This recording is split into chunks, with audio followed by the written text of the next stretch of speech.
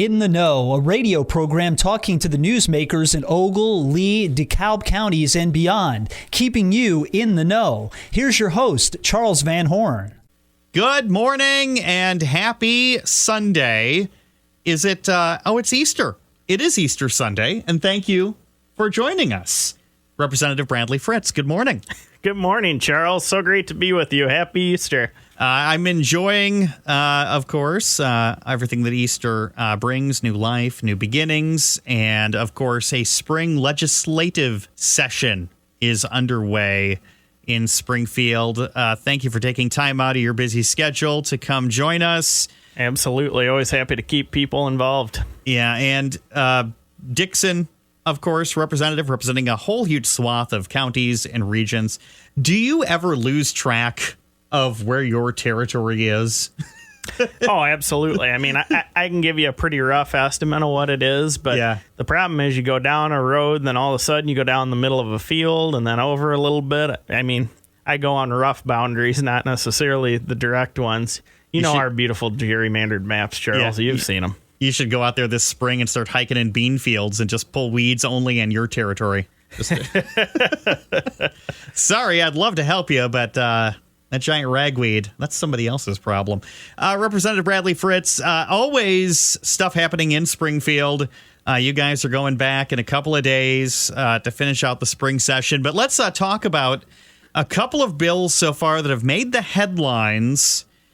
This one I want to talk about was brought up by State Representative Justin Slaughter of Chicago. House Bill 4603, he did this, I think, in January or so. He wanted to change the Illinois Vehicle Code that would prohibit Illinois law enforcement officers from stopping drivers for several traffic offenses, including speeding, improper lane usage, unless it happens during misdemeanors and felony offenses, plus a lot of other sort of smaller violations to prevent people from being pulled over. And this bill, I think all the talking heads said there's no chance this is even getting out of committee, but somebody did bring this up. And how do you feel about these? I call it like a grandstanding bill. Oh, of course it is. You know, one of the things with this, Charles, Justin Slaughter is the author of the Safety Act. He is, he's always had it in his head, growing up in a traditionally black neighborhood, that police are the enemy. And through the Safety Act and the Fairness Act, they've been, he tried to take away some of their powers there. And now he's doing the exact same thing here, taking away all probable cause for a law enforcement officer to be able to pull someone over. I mean, improper lane usage. It's excessive tint to your windows. No registration or stickers. No registration or no stickers or license plates. No stickers or license plates. Charles, I'll never have another sticker again. Why would anyone go and pay the $100 and some that it costs a year to the Secretary of State's office if you can't get pulled over for it? If you really want one of those novelty baseball team plates, though, you might. Oh, maybe. But yeah, and bills like this, they come up all the time. And they're sort of grandstanding, and I get that he was trying to raise some social awareness issues with that bill. But how much time in Springfield is wasted on bills that have no hope of getting anywhere but in the headlines? Oh, so many. I mean, as you and I were talking about offline here a little bit, in the General Assembly we have over 6,000 bills filed in the House and over 4,000 in the Senate. I mean, we have just thousands of pieces of legislation with people putting forward agendas and whatever else. And, the majority of those will never see the light of day, but they take a lot of time. They take a lot of news coverage and whatever else with it. And a lot of it's just geared to people getting themselves reelected. And as we talked about earlier, poorly gerrymandered districts. The election was just a few days ago. Your primary went well. It did. It did. I got to tell you, I was feeling a little bit better on June 28th than I was, or of March 19th than I was of June 28th, 2022. That's for sure. Yeah, you have no primary opponents, so you sailed into that going into November. So we'll see what happens as you get closer to this autumn. Absolutely. Just keep working hard. Yep, and get those signs out. The orange and blue signs, right? That's the Illini. Oh, yeah. I was a graduate of the University of Illinois and have my orange and blue signs out there. And another bill we're going to be talking about is the Illinois Vehicle Code bill regarding emissions, about the Illinois Environmental Protection Agency sort of aligning some of their emissions rules. Now, again, some counties and some regions do have emissions rules in places for passenger vehicles. Chicago certainly has inspections and the sniffer and everything else. A lot of rural areas don't for a number of reasons. One, because I just think we like loud, smoky vehicles. But this next one is going to be about tractor trailers, semi-trucks. Trucking industry is obviously what makes America move. Absolutely. Along with rail. And this bill would mean that Illinois emissions laws would have to align with California for the big trucks. Yeah, this bill was a terrible piece of legislation. One of the big things that it said was that you couldn't operate a truck that was older than 2010. And it wasn't, you couldn't get registration for it. And I thought, well, I guess we're going to have a lot of people driving around without registration. Slap an SMV on the back of a tractor trailer because a lot of farmers, they're not running 2010 or newer semis. Well, no, they gave the authority in this legislation to confiscate the vehicle if you were running it without registration. I mean, this is like so outside the box crazy. It's absolutely insane. Talk about putting the trucking industry, putting the agriculture industry, all these people out of business. Yeah. I mean, how many people do you know that have newer trucks in 2010? I don't know a ton. I mean, for guys who have their own on-farm trucks. Yeah. You have trucks that go 1,000,000 miles, and you just don't rack up that much when you're running from your field to the elevator and the elevator to the river. And taking vehicles out of service or confiscating for something that's truly a non-safety issue. I mean, it would be different if this was like some sort of safety legislation involving brakes or there's something that is causing harm to people. This is an exhaust requirement that also tethers it to the California laws, right? Absolutely it is. And Charles, this is, we were able to get this slowed down in part because of two things. Number one, we made an all call out to our districts, and within hours, we had 3,500 witness slips in opposition. And now I believe it's over 5,000 witness slips in opposition. People came out hard about explaining how this would put them out of business. But the second piece of it is, unfortunately, we play politics in this business. We're 78-40, and sometimes you got to think outside the box a little bit. But on this bill, it's a conversation with the governor. Yeah. Say, hey, it's very blatant in your State of the Union address that you have national political ambitions. So you're telling me that you want to tie yourself to the state of California here in Illinois and Gavin Newsom? Yeah. Like, sometimes you have to play into these political, ambitions to be able to get rid of bad policy. And this is truly bad policy.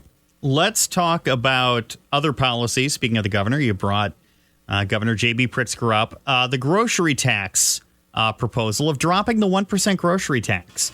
And a couple of city leaders have pointed out that the 1% grocery tax is collected by the municipalities, and that helps their budget.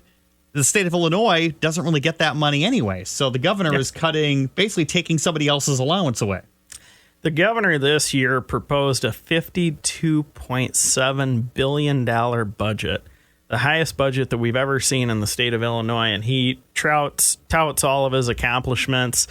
And one of the things within his budget that he says is, well, we're going to increase some taxes here and here, but we're going to cut the 1% grocery tax for hardworking families. The grocery tax is a state-collected tax that's paid back to municipalities for operation, and at surface level, you sit here and you're cheering. You're like, yes, finally we get some tax relief here in the state of Illinois for people. But in reality, the only people that it's taking money away from are our local governments who are already struggling.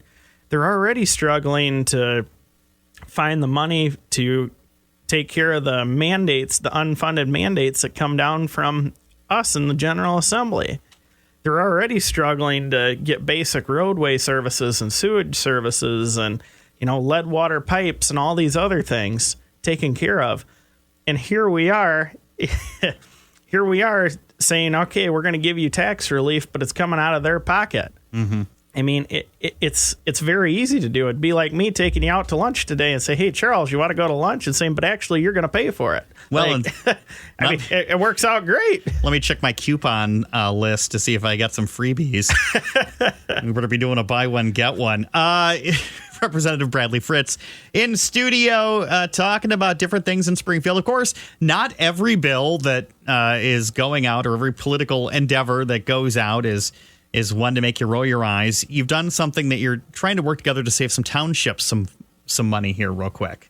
Yeah, just briefly, out here in rural Illinois, one of the biggest, the closest units of government that we work with are our townships. They're the ones who plow and maintain our rural roads. They're more than just having a hall for a birthday party? For sure. Absolutely. Absolutely they are. They're the first line of need of defense for people who are in need through their general assistance funds. They play an incredibly important role. And one of the things with this piece of legislation, so it's a cleanup.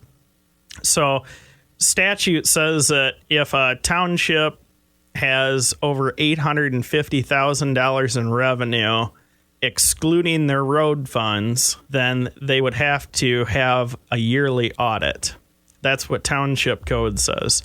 Audit code just says the $850,000 number. So for the last 40 years, the comptroller's office has read that by township code and excluded road funds in their calculation. During COVID, Comptroller Mendoza's office decided that they're going to read that from audit code rather than township code.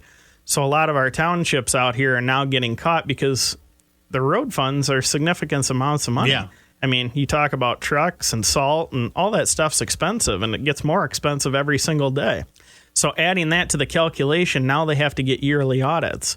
Well, what's the problem with yearly audits? Number one, you can't find the auditors. How many townships are there in Illinois? I mean, there's got to be thousands. A lot. A ton of them. Yeah. And all these townships, trying to find CPA because it requires a CPA audit. Well, these audit firms just aren't there. Yeah. They aren't there. And you can't just fire up QuickBooks and do it yourself. Yeah. The ones that are there are stupid expensive. Yeah. I mean, you're talking somewhere between, on the low end, $15,000 and on the high end, $25,000. And when you talk about small, rural, poor townships, that kind of money is a deal breaker. So this cleans up and aligns the statutes. It excludes the road funds from that calculation. You still, under statute, have an audit every 4 years when your leadership changes. But at this point, there's no reason to cost the taxpayers an extra $75,000 or more in a 4-year period. That'll replace a lot of mailboxes. Yeah, exactly. Representative Bradley Fritts hanging out with us in studio, talking about all sorts of stuff in Springfield. You guys going back on Tuesday. A lot of committee work coming up. Absolutely. So we go back Tuesday of this week. Friday of this week is the committee deadline. So what we do is they put deadlines on us to make sure that we move things in a fashion. They keep negotiations rolling. Mm-hmm. You keep your foot on the gas, or your bill gets left in the dust till next year. Which committee provides the best pizza? Oh boy, none of the above. Oh man, you sit there and starve, and hopefully you don't want to bring in pizza, because if you bring in pizza, then people ask too many questions. Thank you so much for joining us today. If people want to find out more about what you have on your agenda, what you're talking about, you got a website. Yep, repfritts.com, repfritts.com. On that website, you can sign up for email updates. We send out a bi-weekly email keeping you up to date with where we are, what we're doing, and where we're going to be next to help you. Thank you for hanging out with us today. Happy Easter, and we hope to see you out and around the community when you're back from Springfield. Absolutely. Thanks, Charles. Happy Easter to you and all the listeners. Thank you for listening to this week's In the Know. The program returns next week at this time with another great conversation with someone from your community.